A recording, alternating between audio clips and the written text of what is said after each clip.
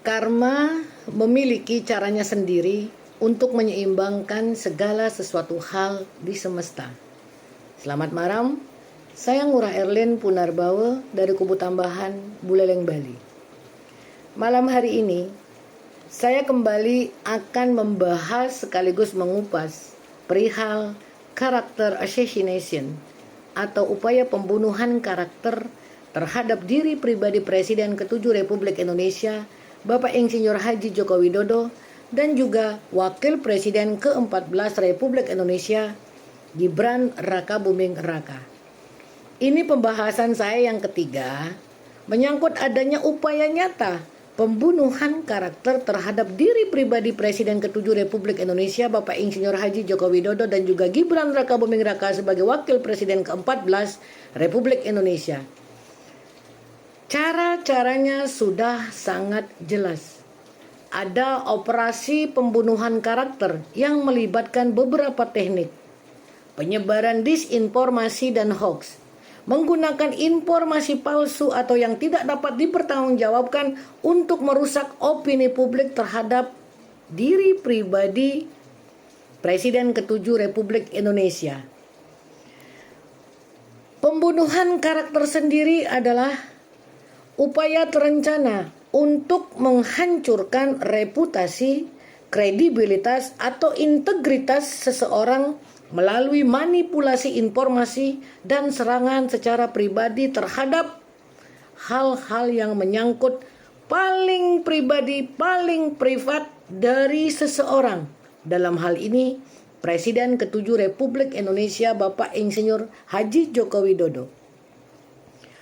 Upaya menciptakan citra negatif itu jelas terlihat dari apa yang dilakukan oleh mantan Menteri Pemuda dan Olahraga era Presiden ke-6 Republik Indonesia Bapak Susilo Bambang Yudhoyono, Kanjeng Raden Mas Tumenggung Roy Suryo Notodiprojo, yang juga pernah menjabat sebagai anggota DPR RI dari fraksi Partai Demokrat, melakukan tuduhan-tuduhan yang disampaikan secara terbuka, baik di media sosial, baik itu dalam acara talkshow televisi nasional, dan juga berbagai macam podcast.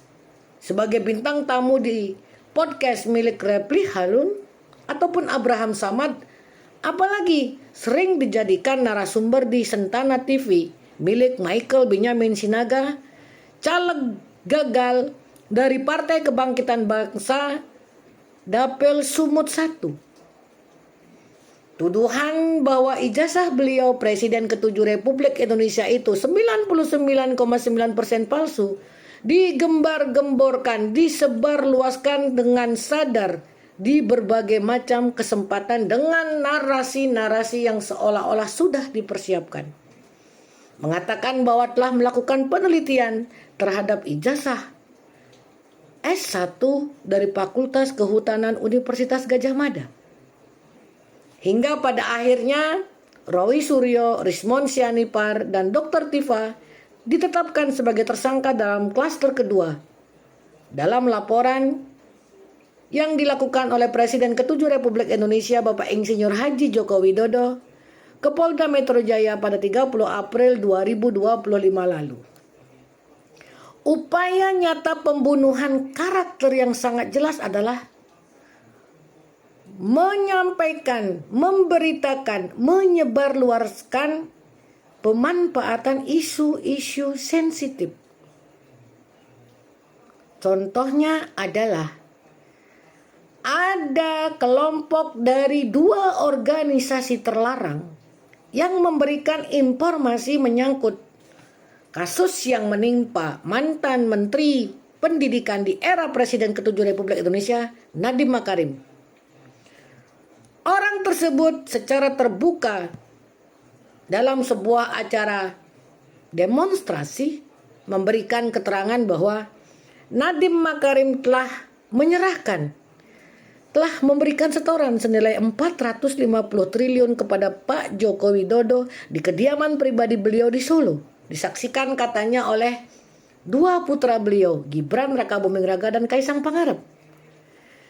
Berita disampaikan oleh orang dungu dan dipercaya oleh orang-orang bodoh.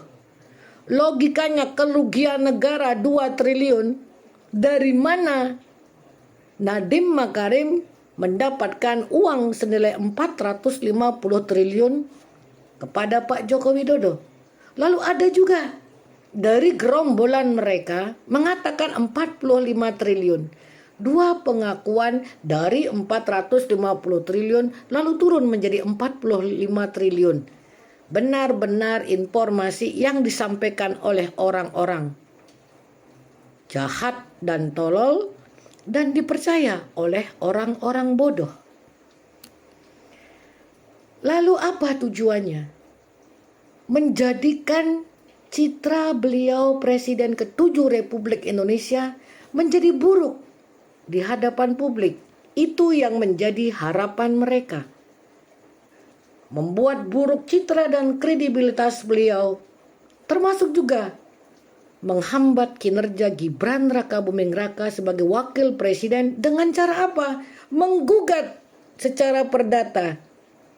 Sebagaimana yang dilakukan oleh Subhan Palal yang melakukan gugatan di Pengadilan Negeri Jakarta Pusat. Tetapi pada 23 Desember lalu, gugatan Subhan Palal gugur alias ditolak oleh Pengadilan Negeri Jakarta Pusat. Berbagai macam gugatan dilakukan oleh berbagai macam kelompok seolah-olah sudah dipersiapkan secara sistematis dan serentak. Dan ini yang saya katakan, ini benar-benar upaya pembunuhan karakter, memperburuk citra dan menjadikan buruk kredibilitas Presiden ke-7 Republik Indonesia, Bapak Insinyur Haji Joko Widodo. Hal yang memberi kemudian satu angin segar adalah adanya pernyataan Faisal Assegaf yang mengatakan ada keterlibatan dua tokoh yang kebetulan menjadi mantan presiden juga. Presiden ke-5 dan presiden ke-6 disebut-sebut oleh Faisal Assegaf menjadi otak sekaligus dalang dari apa yang dilakukan oleh Roy Suryo, Rismon Sianipar, dan Dr. Tifa. Hal yang sudah pernah saya katakan jauh sebelum Faisal Assegaf menyatakan secara terbuka di hadapan Repli Harun dan Roy Suryo. Lalu kemudian, tidakkah PDI Perjuangan dan khususnya Megawati Soekarno Putri dan juga Partai Demokrat khususnya Susilo Bambang Yudhoyono tidak merasa tercemar nama baiknya?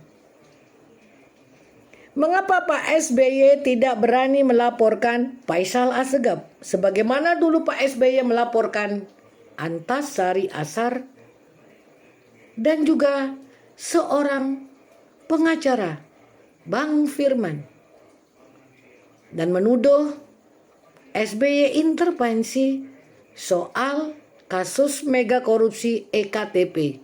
Pak SBY berani melaporkan Firman Wijaya.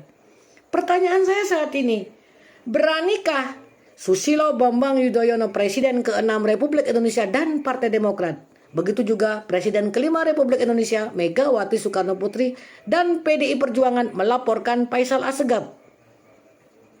Jika tidak berani, maka saya bisa menyimpulkan, ya, ada keterlibatan. Jika berani melaporkan, maka Faisal Assegaf akan menjadi terlapor. Disitulah Faisal Assegaf mungkin dan kemungkinan akan membuka data-data yang dimiliki. Sekali lagi, jangan bermain-main dengan upaya pembunuhan karakter. Ingat, karma memiliki caranya sendiri untuk menyeimbangkan segala hal di semesta ini. Selamat malam, saya Ngurah Ellen Punarbawa dari Kubu Tambahan, Buleleng, Bali.